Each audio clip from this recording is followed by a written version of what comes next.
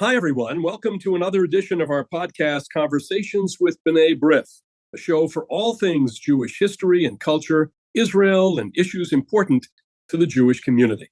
I'm B'nai B'rith CEO, Dan Mariaschin.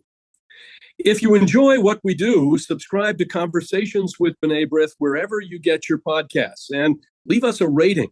And you can also subscribe to our YouTube channel and like us on Facebook for all our latest content. Today, we're delving into a fascinating, little-known piece of Jewish history in the southern United States, of course, with a B'nai B'rith connection. In her upcoming book, Most Fortunate Unfortunates, Marlene Trestman explores the story of the long-shuttered Jewish Orphans Home of New Orleans, the first purpose-built Jewish orphanage in the nation that reflected the city's affinity for religiously operated orphanages and the growing prosperity of its Jewish community. Marlene Trestman is the lawyer and the author of Most Fortunate Unfortunates, the Jewish Orphans Home of New Orleans, which will be published by LSU Press in October 2023. Her first book was Fair Labor Lawyer, The Remarkable Life of New Deal attorney and Supreme Court advocate Bessie Margolin. Orphaned at age 11, she grew up in New Orleans as a beneficiary of the Jewish Children's Regional Service, the JCRS, the social service agency that succeeded the Jewish Orphans Home. Marlene, welcome to the program. Oh, it's great to be here, Dan. Thank you for inviting me. Well, in your book, you cover a topic that is pretty much unexplored. So I'm really interested first in why you decided to write about the Jewish Orphans Home in New Orleans. Through extensive archival research, you shed new light on B'nai B'rith's partnerships with orphanages and similar institutions in the South, and give readers a window into the vanished world of the New Orleans orphanage itself. So did your own experiences inspire you to do this? And talk us through what drove you to tell this story contextualized within Southern American and Jewish history and the history of childcare. Thanks, Dan. I was never looking to leave my law practice, but I came upon now two stories that no one else was going to tell, and I found myself uniquely qualified to do it. So I became a reluctant biographer, book number one, Bessie Margolin, and learning about her 12 years growing up in New Orleans Jewish Orphans Home before she went on to become an audacious, trailblazing woman lawyer in the New Deal, and then at the Supreme Court, I was more fascinated by what it meant to her life to grow up in the home. Because in that book, the first book, I certainly show what powerful forces were thrust upon her and what impelled her to succeed and champion the cause of the underdog. So after I guess it was before the Fair Labor Lawyer came out, I committed myself to learning more about the home. Bessie was there only from 1913 to 1925, a long time in her life, but only a fraction of the years the home operated, which surprisingly opened in 1856 and did not close until 1946. So there was a lot of story left to tell. And yes, my own upbringing as a Jewish orphan in New Orleans, who, if I had come along 20 years before, I am certain I would have lived in that same orphanage. That fact had a lot to do with me wanting to explore what it was like for those kids and whether they felt, as I do, that I was a most fortunate unfortunate who was given the benefits and opportunities by New Orleans' very philanthropic Jewish community. But at the same time, and I'm sure we'll get into it, I, as an attempt to write history, this was not hagiography, neither book. I pull no punches. And I think if you've explored the book, there are lots of stories that give both the bad and the good of what happened to these children.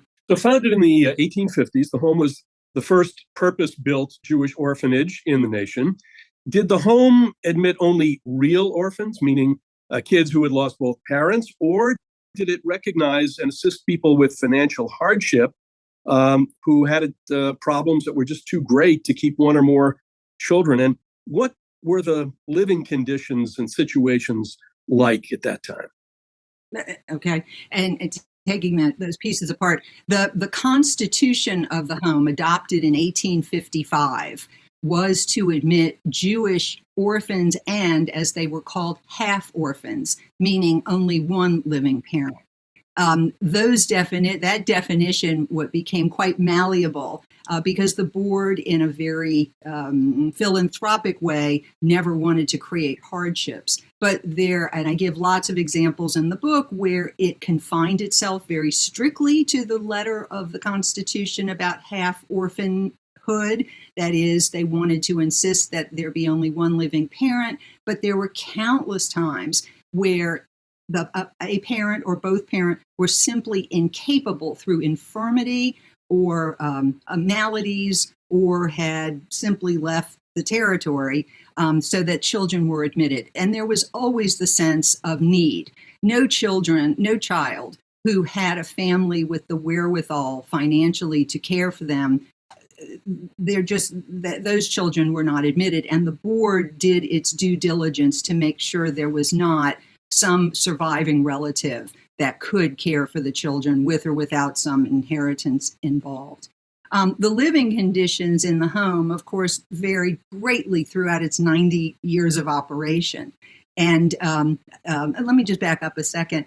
The impetus for the founding of the Jewish orphanage in New Orleans in 1855 were the devastating yellow fever epidemics that plagued the city in the 1850s. I mean, we know the horrors of the pandemic that we've lived through, but I don't know if we could comprehend what it was like in 1853 alone. The summer of 1853, 8,000 people perished in the city of New Orleans.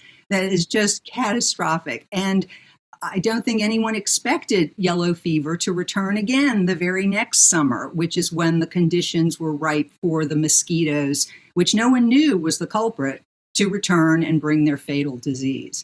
So the conditions were right in terms of there were becoming a significant number of parentless or needy Jewish children for whom one or both parents was no longer alive, and Jews in New Orleans were of sufficient number by that time and of sufficient wealth, not as wealthy as many of them would go on to become, but had the wherewithal to put together and build from the ground a Jewish orphanage.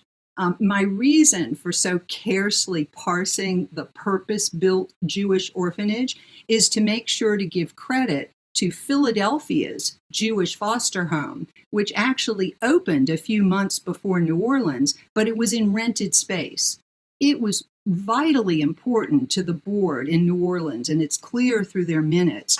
They knew they could garner far more support from potential donors and entitle themselves to better social standing in New Orleans by having their own religious orphanage to care for their children.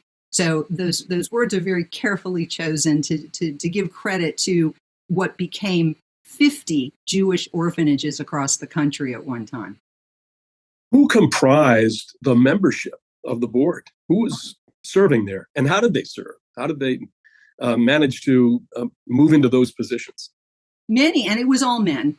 Although women played a very important role, they had no actual constitutional role and certainly no vote. But women's money was very important, and women's roles, as I make sure to delve into in the book, are there too. But I'm going to talk about the men who were on the board, and most of them had already had some involvement in charitable affairs in New Orleans, largely through the Hebrew Benevolent Association, like many larger cities in the United States or the nation at the time, where Jews populate. The first thing to happen, even before there's a congregation, there was a benevolent society to take care of its neediest members. And for some time, New Orleans Hebrew Benevolent Association and its auxiliary, the Ladies Hebrew Benevolent Association, was able to take care of the needy.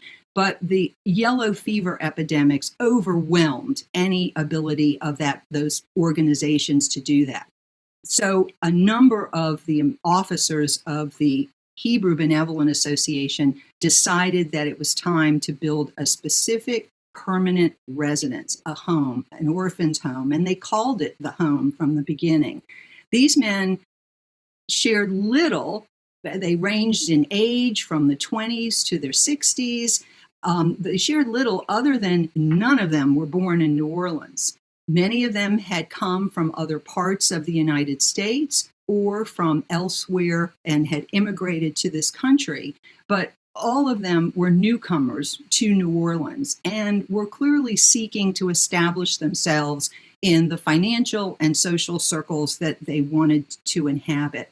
I go into great detail, and also I encourage readers. I have on my website an extensive online supplement where you can see the profiles of each of the 30 founders of the home, as well as extensive socio-demographic data about the children, as well as the 24 widows who lived in the home for some time, as well as alumni profiles, and the list of all American Jewish orphanages. So I encourage anyone who's interested in either finding out more about an ancestor who may have lived there, because I do also have the complete list of the residents of the home and the staff.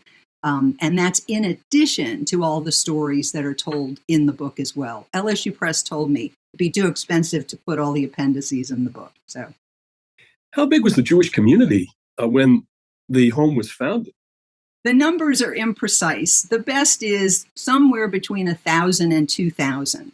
But it was still a very important Jewish community that many people up north don't really know much about, simply because of people's perspectives. But you have to remember that Jews came to New Orleans, many Sephardic, back to the 1700s, who had been displaced into the Netherlands and to the Caribbean. And New Orleans was an exciting and financially lucrative place to be. So it attracted a number of Jews. And by the time the home opened, there were already 2 congregations and soon 3 that attracted people, like any Jewish community, of varying Jewish attitudes and manners of practice and socioeconomic status. Now, the orphanage was established for nearly a decade before it forged a partnership with B'nai B'rith's District 7. B'nai B'rith always was organized on the basis of geographical districts, and within those districts there were councils and B'nai B'rith lodges. It would be pretty logical to assume that institutions for parentless children proliferated during the Civil War, when there was so much deprivation and casualties of war in the South. But surprisingly, the Jewish Orphans Home was founded a decade before that ended. So what do you think at that point was B'nai B'rith? What was its role in assisting or in supporting the orphanage?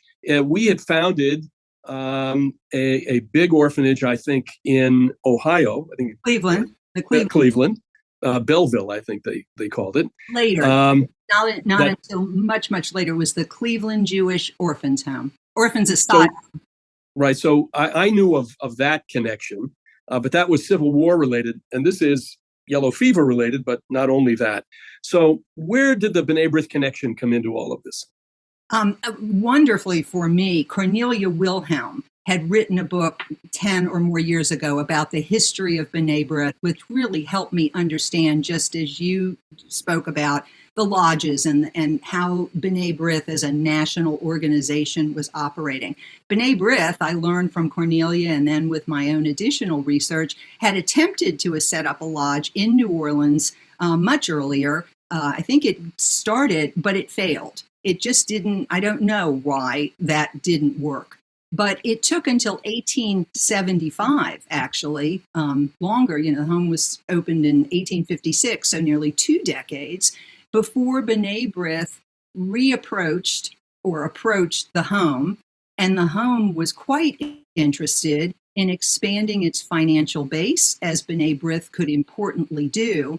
And along with it meant children would come for the first time, largely from other states. The home had taken children in, largely from New Orleans, almost exclusively, but it made exceptions where a city like Mobile, Alabama, and Galveston, for example, had a sufficient Jewish community willing to set up an auxiliary where they would take charge of vetting the children, making applications, and remaining a contact, because the home largely operated as respite care, whether it was a month, 3 months, 2 years, or 10 years, with the overwhelming number of children returning to a family member, if not a parent.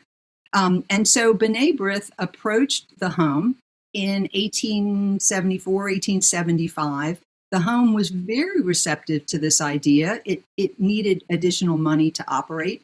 And they rolled out the red carpet literally at the 1875 annual celebration of the home, when the B'nai B'rith District 7 delegates rolled up in carriages. The home ceremoniously played a march. The delegates from B'nai B'rith were seated on the stage. The children performed as they did each year, showing the kind of care they were receiving. It was hard for the B'nai B'rith delegates not to want to invest their money there. So the official liaison was launched. The constitution of the home was amended to give a certain number of seats to the B'nai B'rith delegates, and this partnership continued until 1946, and then actually continued in some ways with the successor agency, although the home shuttered in terms of a residential location. Let's talk about the children. In your book, you chronicle the transformation of what social work came to mean and how it evolved, and the understanding of a child's development over the span of nearly a century, the 90 years. What early goals did the orphanage have for the children that it actually sheltered? And did the home's leaders and those who cared for the children have goals for their futures? And what kinds of people, men or women, were selected to take care of the children on various levels? What was the staff like? All right. The goals originally were survival. Clearly, when the home first opened, the idea was to provide permanent care, but one that addressed the immediate needs. There were children, and I talk about some in the book, wandering homeless who had lost parents or any surviving relative during the yellow fever epidemics. There were women with very young children who were widowed because they lost a husband to yellow fever. And so the immediate need was to care and shelter, clothe, and feed these people, but to give them a shelter that would be a permanent space, unlike in prior years where it was more a hodgepodge and just crisis related. So, but it quickly morphed into wanting to make sure that anyone who left the home, especially the children who left the home, did so with the capacity, and this was a term that became more popular later, but they had the capacity to become the architects of their own future. In the early years, there was a matron, a woman who was under the complete control of the board, and the wives of board members who were given honorary positions as honorary matrons, who oversaw this one staff person entrusted with the well-being of the children. Now, these matrons, and there were about 5 or 6 of them, and they're each detailed in the book, were either single or widowed. And from what we can tell and what has been chronicled, did care for these children as best they could with all of this supervision and all of these layers. Literally nothing happened in the home where the board did not sign off for the purchase of the bolt of fabric, the shoes for Rosh Hashanah, the meat for eating. All of that was really between the board and the honorary matrons. But the children were seen far and above by the community as being very well cared for. Sometimes it appeared almost philo-Semitic that the surrounding community gave such adulation to the way the board cared for the children. And there were only a few exceptions, which I go into in the book. And we know these from grand jury reports. The grand jury of Orleans Parish, New Orleans, was entrusted to go and visit the charitable institutions, of which there were many. And there were one or two reports where the home did not get the kind of rave reviews, and heads rolled and things happened to correct that. But again, as I said, I warts and all, I tell the story. Now, over time, given that the board, the all-male board, decided that the home, as it was growing in size, taking in more children, needed a male superintendent to deal with all of the problems and challenges of running the home. And that was by 1868, was the future of the home. It would be all men. And over time, these men, some of whom were rabbis, some of whom had been teachers, none of whom had come to the home with an actual social work background, but they were deemed to be appropriate for overseeing mostly the education and the future employment of these children. Very early on, the matrons of the home and then the superintendents made sure that the children learned skills in the home. For the girls, it was largely needlework, and I'm talking about as early as the 1860s and 70s, needlework and learning to run a home, whether because they'd be in the employ of someone's home or as a married spouse who needed to care for her own home. And for the young men, they were apprenticed and had woodworking shops within the home as well to try to give them trades. But the idea of something more dedicated, something more skills building really didn't set in until the end of the 19th century and really was cemented with the founding of the Isidore Newman School in 1903. I wanted to ask you about education. What kind of education and religious training, so the Jewish home, did the kids receive? And tell us a little bit more about the Newman School, which was coeducational, non-sectarian, opening in the early 20th century. Very interesting and mostly successful, one would say, experiment in education. Tell us about that. Right.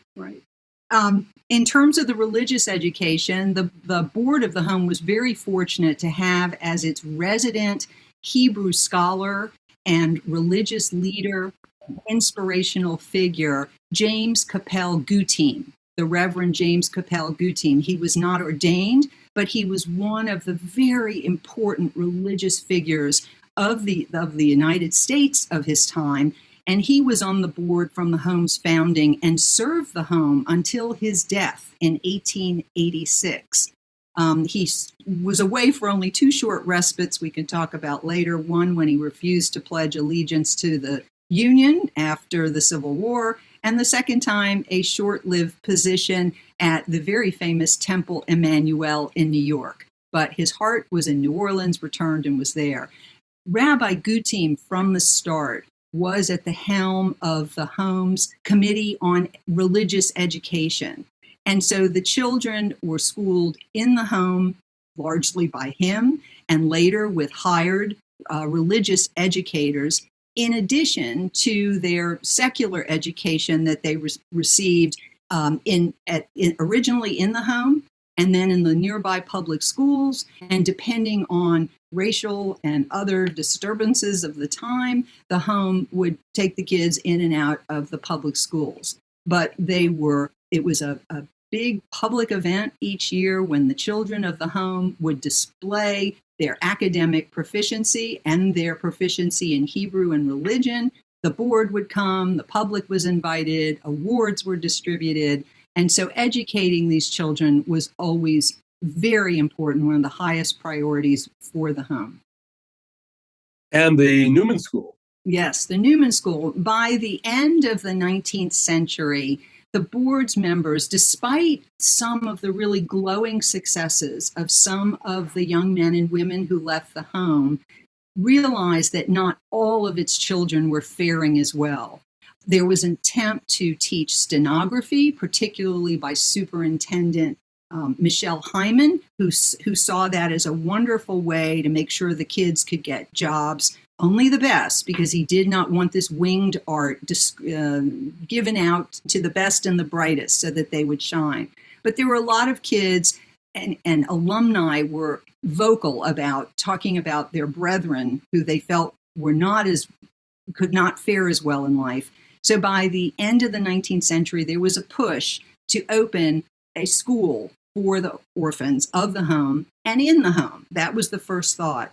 It took a long time to get going. The home enlisted the aid of Dr. Bamberger, who came from Chicago and spoke of this new method that was very much in vogue called manual training, which should not be confused with today's vocational training. Manual training should actually have been called manumental training, but that just never stuck. It was the idea that the hand and the head needed to be taught at the same time, that one needed to learn to measure, to cut, produce, to think, all in the same courses.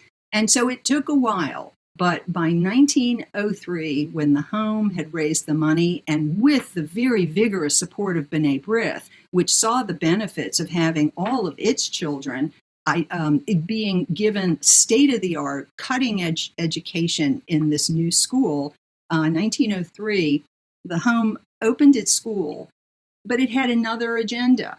It was no longer going to be a school just for the orphans or in the orphanage. Instead, there was a thought very much embedded in the whole idea of the school that its children needed to be exposed to, learn side by side with children in the community.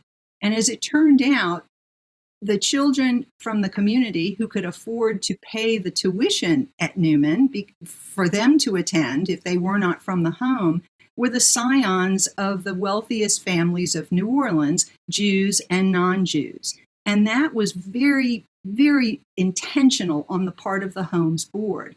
They saw this as democratization at its best, that children from the home could be equals with the wealthiest in the city. And there was also the benefit that the children of the wealthiest would not only be able to procure this cutting edge education, but it would also be exposed to their less fortunate brethren.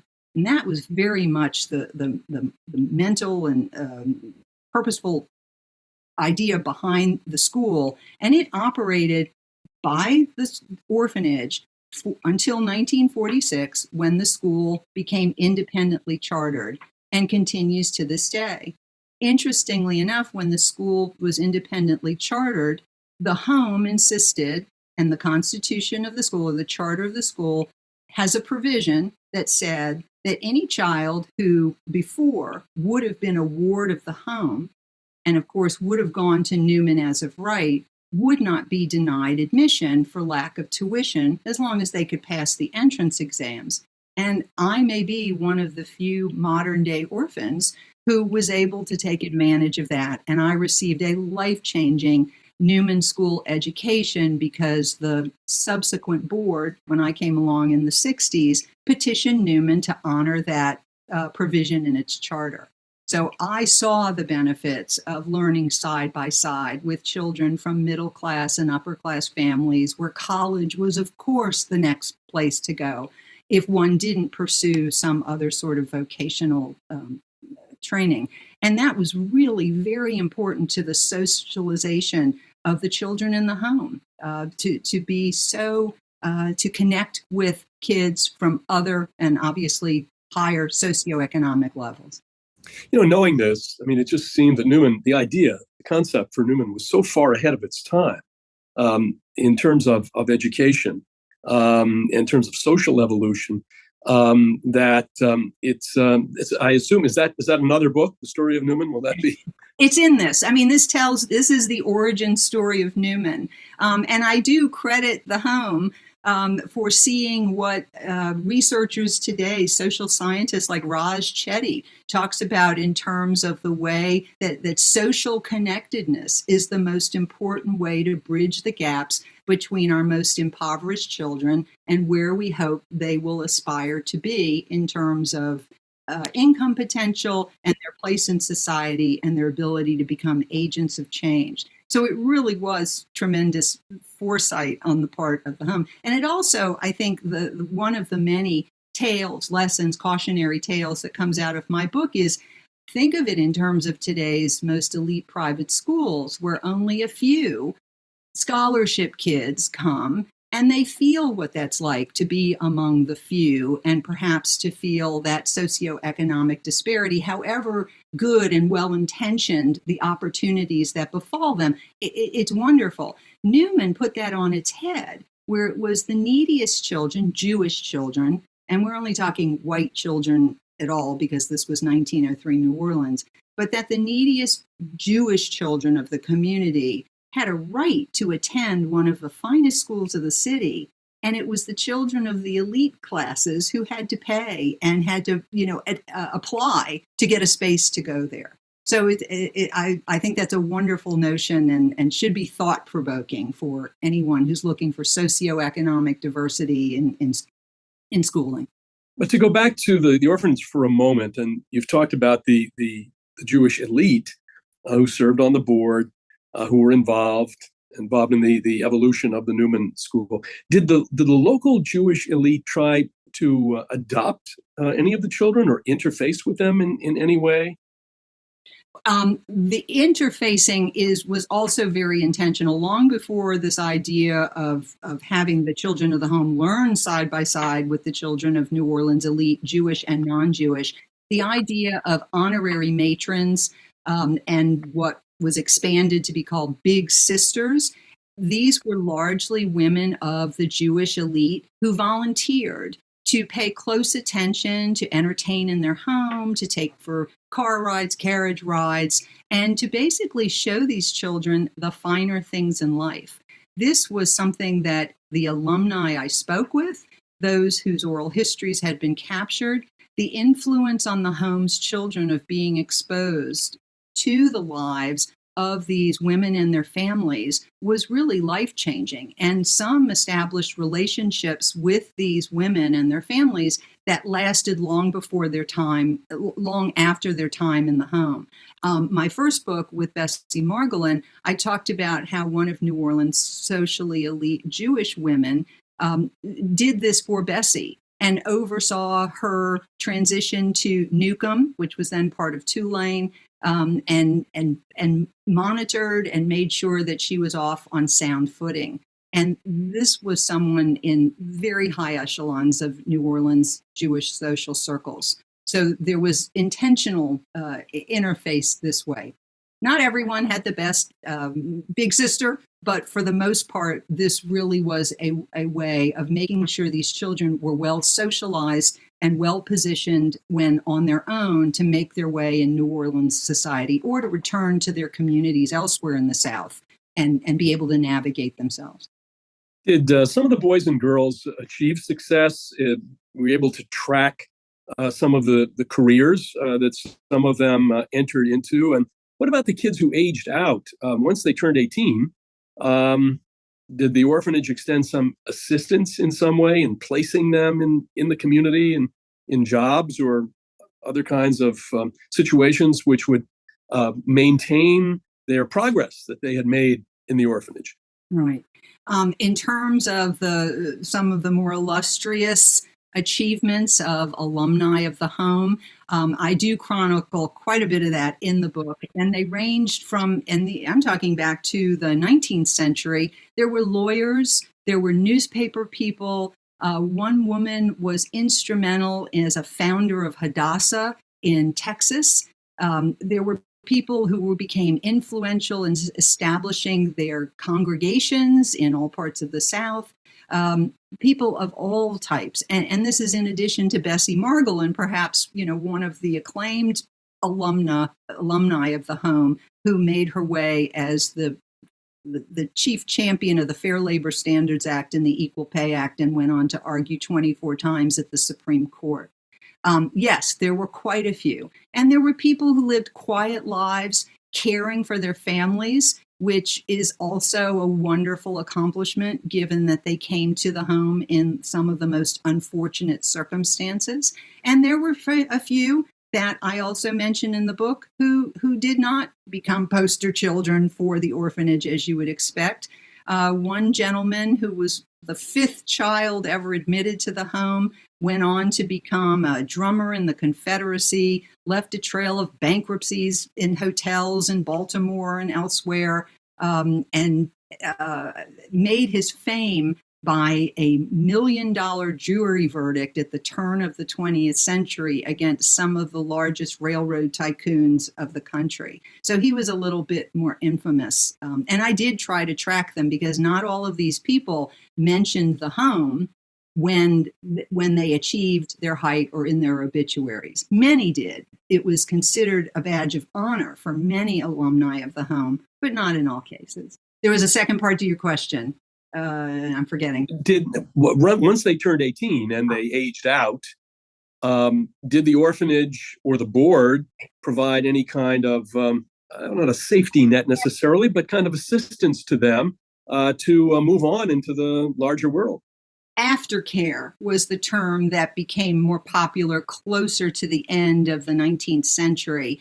And 18 is actually quite a high age for the 19th century. 13, 14, and 15 in New Orleans, certainly, by that point, children were expected to be beginning to earn a wage, either as an apprentice in a profession or in some other capacity. But the home did not have a steadfast age at which it necessarily discharged children. Sometimes when the home got more crowded than it could bear before it enlarged, it often turned and looked for surviving parents to reclaim their children simply because the needs of incoming children were great. But there are lots of cases where children remained in the home or worked there into their 20s. So, and that was into the early 20th century. But in the 20th century, graduation from high school was usually seen as the discharge point, but again, only if there was a B'nai B'rith lodge or a parent or a relative that to whom the child's care could be entrusted and overseen. There was very little in terms of official, formal statistics and review of seeing where all of the children went to. There was more and more talk about doing that. Aftercare became something that was more of an intention program in the 20th century.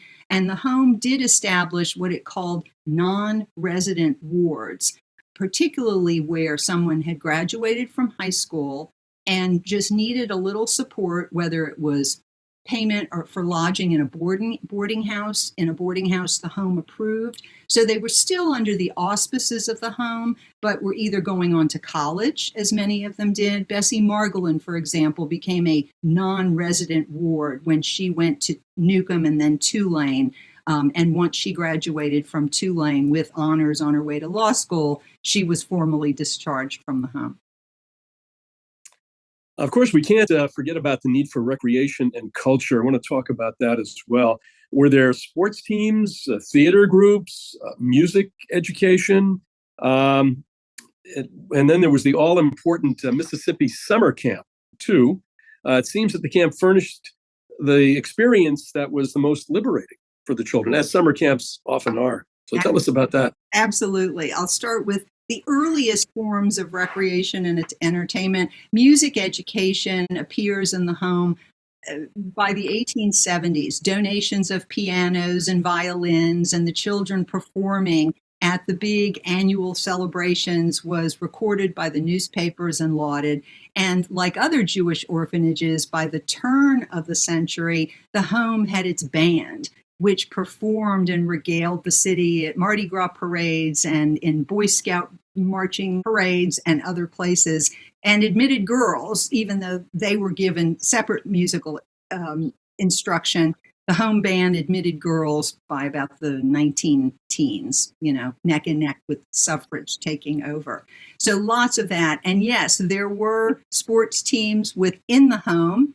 And in fact, I thought it was sort of funny that you would see newspaper reports in the 19-somethings of the Hebrew orphans playing the Methodist somebody or the Catholic somebodies. And, there would be JOH, Jewish Orphans Home, on the jerseys of the kids from the home as they played these various games. Scouting was important. Clubs proliferated in the early by 1909, the appearance of clubs was an intentional part of life in the home. And there was the Brandeis Club, which took on weighty issues and debated those. And there were clubs for every interest that a child or his or her friends could come up with to promote. But that was all very insular. It kept the children within the home. And a more progressive superintendent who had come to the home, in fact, his background was with B'nai B'rith in its central office and later with the Anti-Defamation League. When he came to the home, he sought to disband all insular activities and put the children in the community. So if they were going to play in a band, it was either going to be in the school band or in a community band. If they were going to be in a scouting troop, it was in the community scouting troops, clubs as well. And so it was very intentional, and it coincided, interesting, with disbanding and closing what had been this precious gem of a little synagogue in the Jewish orphans' home on St. Charles Avenue, and having all of the children of the home assigned to one of the 3 Reform temples that were all in walking distance or a short streetcar ride away from the home. But the insular nature of life in the home ended by the end of the 1920s. In the summer camp?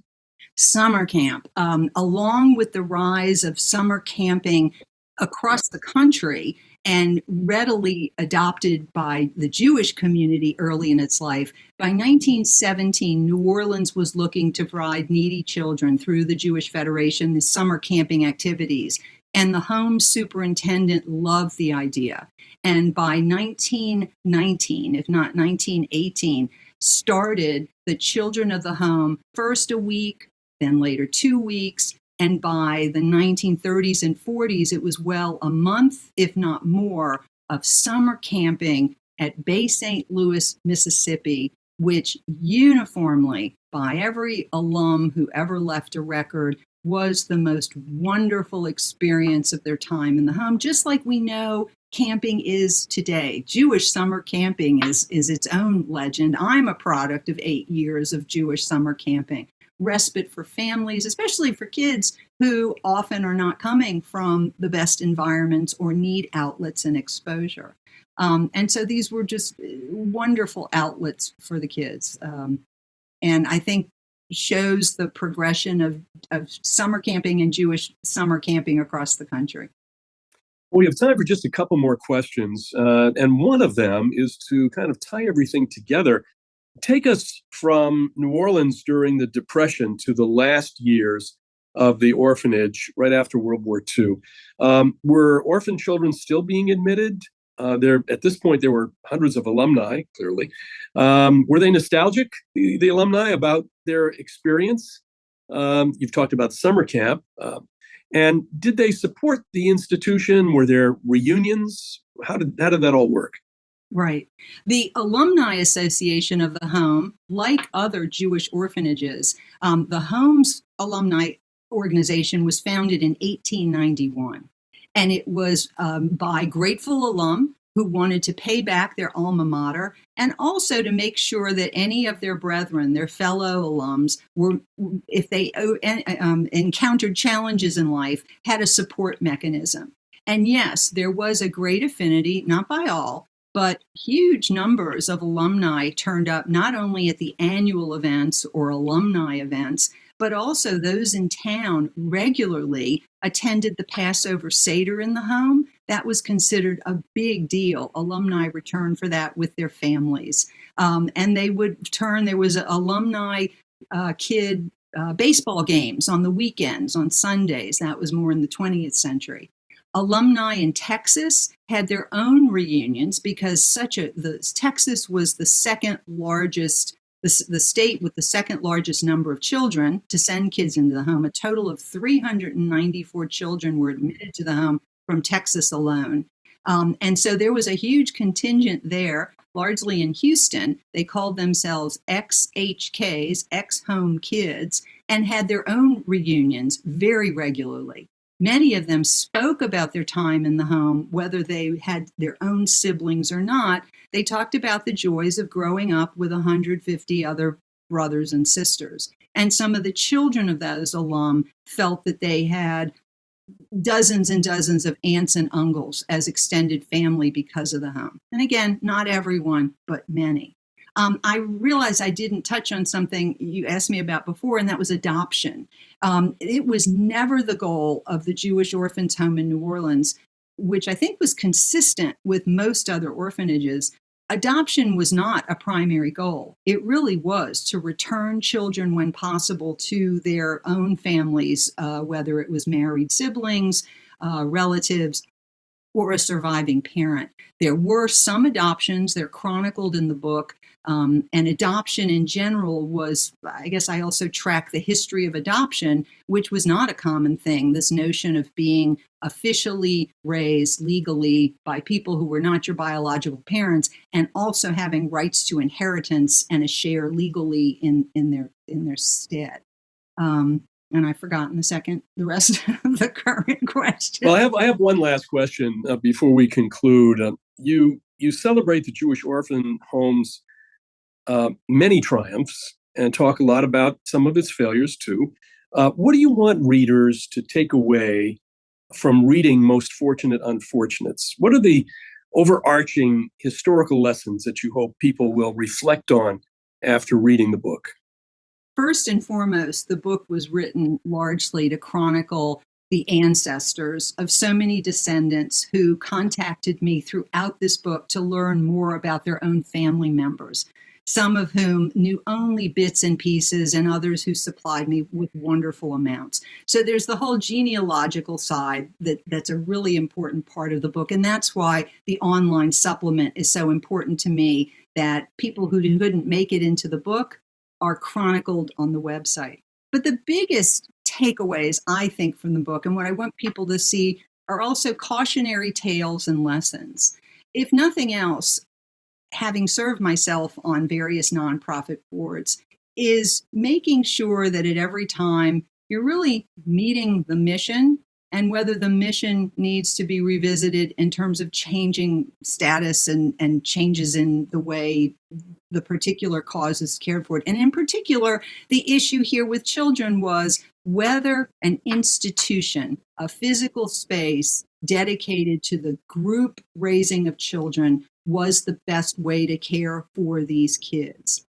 Throughout most of its time, it achieved great success in giving parents, if one or more survived, respite and reclaimed children knowing they had been in a stable environment.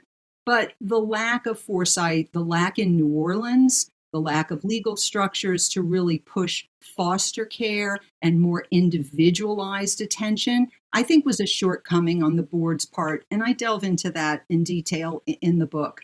But it's not uncomplicated. New Orleans was one of the last adopters of foster care.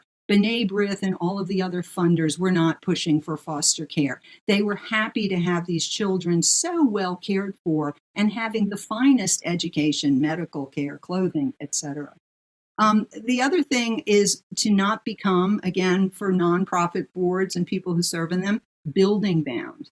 A big theme of this book, in fact, where we started when I talked about that this was a purpose-built institution, I think the fact of this beautiful building, when it was built, it was considered a magnificent monument to Hebrew benevolence. The existence and the care and feeding of the building, I think, drove the home to become a residential institution probably far longer than it needed to be.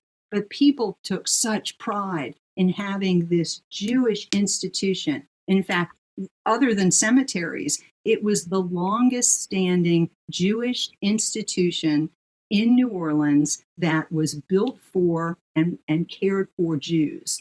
And that was very important at the founding. So to not become building bound, to constantly revisit what one's mission is, and to make sure you reevaluate what's going on and be transparent about it. The home was great in many, many things, and it also perhaps could have fared better by its children in other ways. Most Fortunate Unfortunates, The Jewish Orphans Home of New Orleans by Marlene Trestman is available for pre-order wherever you purchase books and will be released this October by LSU Press. And you can learn more about her work and her life journey at marlenetrestman.com. Marlene, thank you so much for being with us today. It was a fascinating story, one really that had not been explored hitherto, and we're glad you did it. Great. Thank you. Thank you again to my guest, author Marlene Trestman, for joining us to talk about her book, Most Fortunate Unfortunates, and to you for viewing our program today. Now, we hope you enjoyed what you've heard. If you did, please share it with others. Post about it on social media or leave us a rating. And for all of our latest content, and if you haven't already, follow or subscribe to Conversations with B'nai B'rith wherever you get your podcasts. Subscribe to our YouTube channel as well, and like us on Facebook. For my guest, Marlene Trestman, this is your host, Dan Mariaschin. Until next time, take care, everyone.